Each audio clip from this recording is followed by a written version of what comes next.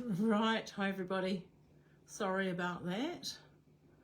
Let's see if I can get this working properly now. Okay, let's see if we're here. Here we go. Right, try again. Sorry. I've had a bit of a setup that I've been trying to organise for my Facebook Lives, and my son was here for a couple of days and he started to set it up and then he had to go home today, so didn't get to see for him to help me finish setting up this last bit. But anyway, we're gonna have a go. So, Charming Duck Pond is a great set. We've had some beautiful designer series paper in it, so I've picked out a couple of sheets here that I thought I'd use. There are some gorgeous patterns and things in here. I ended up doing a class with it. Oh, that's quite cute. I wonder if that would work. Let me think about that. Might just keep that out as well. Okay, so what I thought I'd do, this is the stamp set, Charming Duck Pond, and these are the dies. So I thought I'd use that die. Need to poke that little piece out of there. Right, so I thought I'd use that die today. And we might start with that. Right, so I have I'll put the DSP aside at this stage, and I'm just going to make this up as I go because I haven't had time to prep it. So I do have a piece of cardstock first of all, and this is 14.8 by 21. And what we're going to do is we're going to fold that in half. So we'll do that. Grab our bone folder, fold that in half. Okay, and then I'm going to bring in my trimmer and I'm going to cut, let's think, 10, 2.5. So maybe maybe 2.5. I might do 2.5 centimeters. This is what happens when you make it up as you go. Actually, you know what? I might do 2.4 centimeters. We're going to cut to the center line. Then we are going to flip it over and another 2.4. Flip to the center line. So yes, just before I was, about 10 minutes before I was due to come on board, I ended up with a phone call I had to deal with. Oh, I didn't even cut through there properly. That's not very good, is it? 2.4, let's see. Let's go back again. I didn't press down hard enough. Here we go. Don't know what's happening. It's going to be one of those days. We'll do that one as well. Oh, yeah, that's through. Right, that's all I need to do for that. And, I do need to cut some DSP. So let me just grab this. I'm going to use this DSP. And I'm going to do that at 2 centimeters by 10. So if we go 10 centimeters, so I'll cut that first. And we need some 2 centimeter pieces. So I might go up to the top because it's a smaller measurement. It's sometimes easier to hold it flat against this edge and cut it to this direction. So there's one piece. And then we'll go 2. And now I'm doing this upside down again. I did this last week too. I've spent 5 years doing all my Facebook Lives upside down. And now that I don't have to do them upside down, I'm struggling to get used to that. So, right, so what we're going to do now is, just trying to think what I'm going to do with this. Right, so I'm going to put this white piece. How am I going to do that? That needs to go inside there, doesn't it? Yes, that's what I'm going to do. So I'll grab my trimmer again and I'm going to cut this at, it's just got to go in the middle, doesn't it? So if we go, no, we'll just do it all the way. Then I'll be able to line it up better. So 14.3. And that should be 10 centimeters, right? Okay, so we'll place that, put that inside there first. I feel completely out of control today, but that's all right. So we're just going to attach that to the bottom, allowing a little border all the way around. And these pieces are going to go down like that, flat. Didn't do a very good job of that. I might need to replace my blades. My blades have been so good for such a long time. But sometimes my ladies use them in class and I don't get to see. And we're going to put this little paper on each side. So we'll just do some tape on that. Put that onto there, like so. And we're going to do the same with this piece. Put that on that side, like so. Okay, and we're going to put those pieces down. Jill got to use my my Stampin' Seal the other day. She said she really enjoyed using it. It is so fast, it's really good. Right, put those ones down. Now this piece here, we're going to fold this back like so. And this is going to have a easel part that stands up, right? Now, I'm going to use this piece. So this piece here is 10 centimeters by 10 centimeters. And I'm going to cut this out of the center of there, like so. So I'll bring my cutting and embossing machine up, and I know this is probably going to be very close to the camera. So that can go into there. So put that onto there like that, and we're going to put that on there, and we're going to wind that through just like that. And I'll move that aside now. So this creates a really nice window like that. Isn't that beautiful? Really, really gorgeous. Right, and what I'm going to do, I have got here, it's always hard to find acetate on the table because it gets lost. So I've got a piece of acetate. So this was 10 centimeters by 10 centimeters. This is 9.5 by 9.5.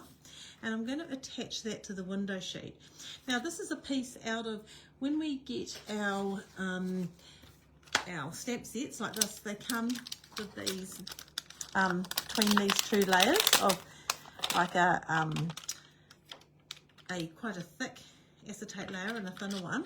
So this is the thicker acetate layer of some of my stamp sets, and so they're really good to use when you're wanting a window on things. So I'm going to attach that to the back of there like so, and what I'm going to do is just attach it across the corners, and it's easier to put your tape on this piece than on your acetate, okay? So then we'll just place that down like that. And that's our little window. Okay, now I've got a piece of white here, and that's 9.5 by 9.5. Now I'm just thinking, I had plans on stamping, but I think, isn't that cute? That is so cute. I think we should put these little ducks inside my window. So let's bring my trimmer back again. I just feel I seen that on the paper just as I was about to put the paper away. So it needs to be cut about here, and sometimes it's just eyeballing it and working it out.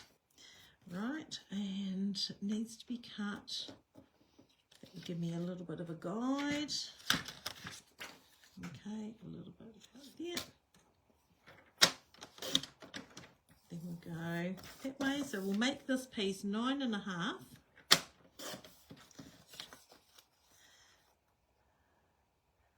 Up, down, down, that way. Get 9.5 that way, so we'll take some of that off the bottom. Okay. Move that aside again. That is going to look super cute. Love that. Right, perfect. Okay, so what I'm going to do now, I will grab another piece of peacock. And I'll make this, grab my trimmer again, 10 centimeters. So you just have to bear with me as I try to remember to do things the right way around. After 10 years of doing it a certain way, it's quite hard to change. I mean, 5 years, it's quite hard to change.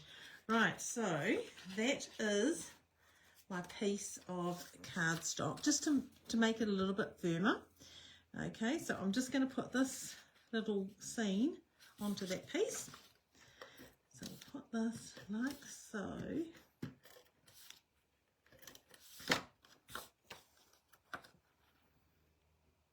Just a nice little border. You won't even see that when this goes on, because this is going to go on the front of it like that. But what I'm going to do is I'm going to turn this into a shaker card, because I love shaker cards. Now we have a product called foam adhesive strips. They are fantastic for lots of things, but they're especially fantastic when you're making shaker domes and things like that, so shaker cards. So if you pull off a large strip like this, and you need to make sure it will go around the corners, because you don't need it to go all the way out to the edge. You want to keep your little shaker pieces in this area here. So you take it all the way up, around the top like that. Then we need another piece. This might do it. These are small ones. So sometimes if I'm doing them for a frame, I'll just cut them to a certain size. But this is really good. So start that there, around the top. And we're going to cut it off just here. So you want them to join up. The reason being, if they don't join up, all your little shaky pieces will come out of the little gaps. Now I've got a little bit left here. So sometimes when I'm doing a shaker card, it's quite nice to put a piece right on the corners. It just helps to stop it from bending in the corners. So I just put a little bit like that, and I'll just chop a little piece off there. That one will do. Don't forget to use your outside pieces as well. Right, so that's my shaker. So that's going to go onto there like that. Easy peasy, but before I put it on, I need to add some little shaker things. Now these are the itty bitty OK Max. These are gorgeous. Look at the gorgeous colours of them. They're stunning. So what I'm just going to do is just grab a little handful, put them in here, like so. Might just get a few more. Love the colours of these. These are stunning. Right, put all those into there. That looks great. I normally have a little teaspoon, but I don't know where it is. So put the lid on that before I sneeze and blow everything everywhere.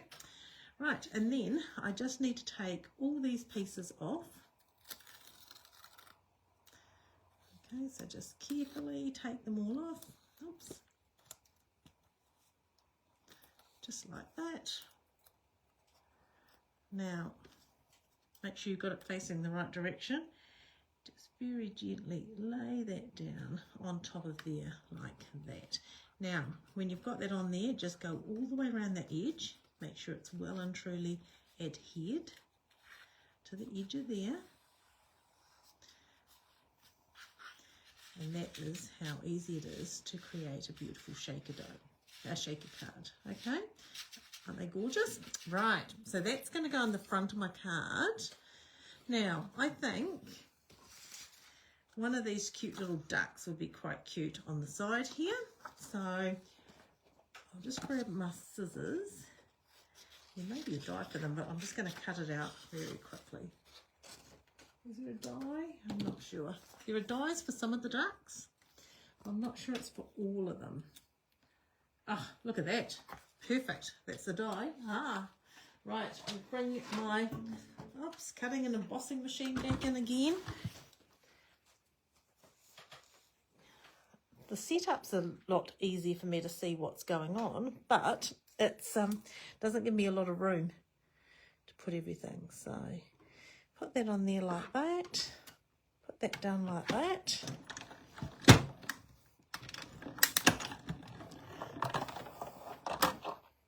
Right. Leave that aside.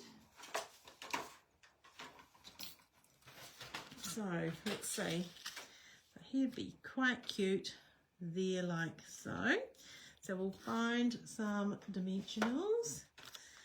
Put a few dimensionals on him. Oh, he needs a little one. Where's my... So don't forget, you can always use your ends of your dimensionals. And if you're wanting these to be, cut them in half, you'll see they go a certain direction. So they go this way. So if you cut up through there, they all become little half dimensionals, which is really good. And it's much easier to cut them when they are on the backing than it is when they are off. Okay? Right, we'll just put this little one in there for his feet. Right. Don't know where my pokey tool's gone. So I'll just peel those off very quickly. And just come up to the side there like that. Oh, he's cute. Right, now what else do we need to do? I've got a bit of a mess in there. Right, let's just grab the set of stamps. And I might grab this one, which are the reeds, and this little one. I was going to use these in the background, but we didn't need to. Okay, is it going to fit on there? Not quite. I'll grab another one. Don't know where all my blocks have gone. Right, so we'll just put onto there. So we might just put this onto there like that. So we'll grab our old olive. I should have stamped this before I put everything together, but you know, sometimes you just don't get around to it, do you? And I'll put one over that side as well. That's cute. Now the little reeds, I'll do those in copper clay.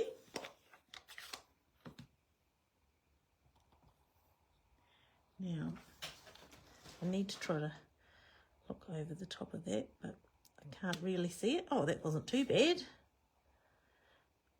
Sometimes you just need to be above it to see how you're stamping. So originally, oh, that's off camera, sorry, just stamp those.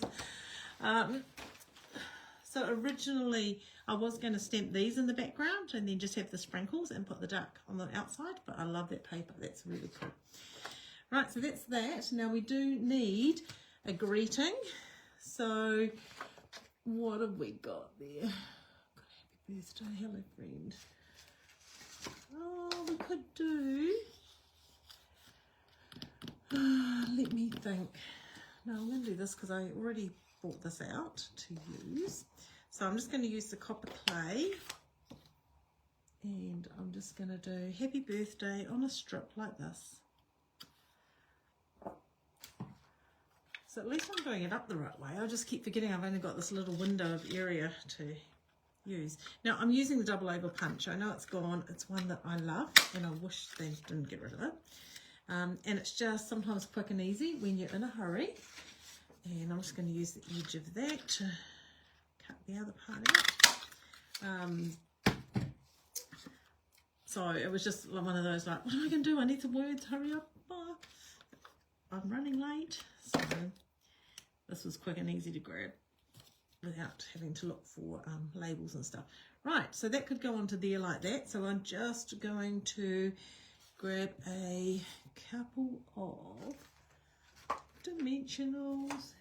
Don't know where they've gone, but that's fine. I just use my black ones because they're here.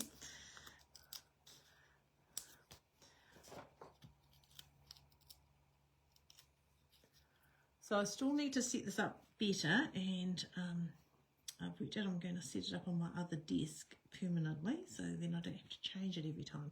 Right, that's cute, and that will sit up like that. That's really perfect. Right, so all I need to do now to finish my card is to attach my little shaker to the front, and I'm going to use some tear and tape. Tear and tape's really good if you're attaching something like this, which is a little bit heavier, onto a layer of cardstock like this. So I'll just do tear and tape, and I just need to do it along that half, like so.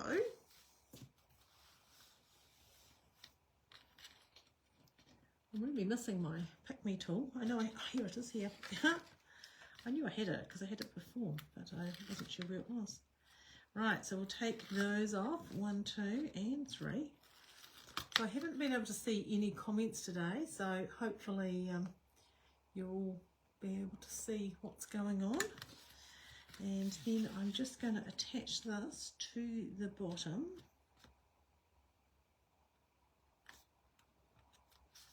Like so.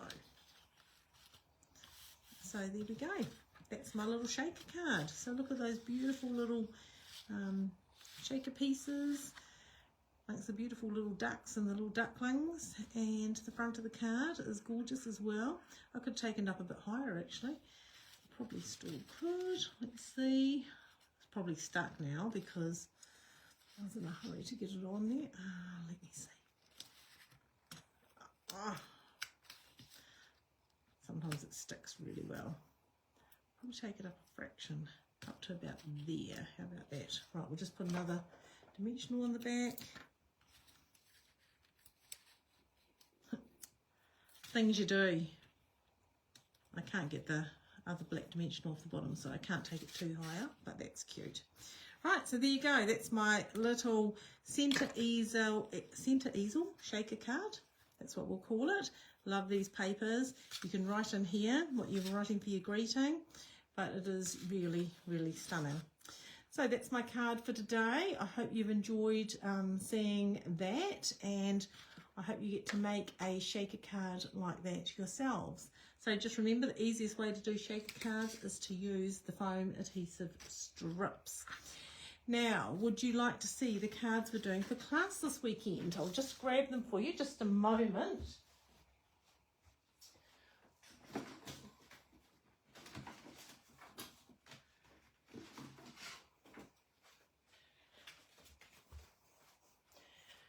Right, so the cards we're doing for this weekend, we're using the Woven Textures papers. So they're gorgeous papers. So the Woven Textures has all these beautiful textured papers in it. And so this one I've done just with little strips to show off all the different papers. This is the stamp set to it, which is really gorgeous as well. There's another one using one of the papers for the background and a couple of circles. This is another one like this, and I've used the new textured notes dies. They're really amazing. I love these little gems in there. And this one opens up with a little fancy fold of the DSP in the middle.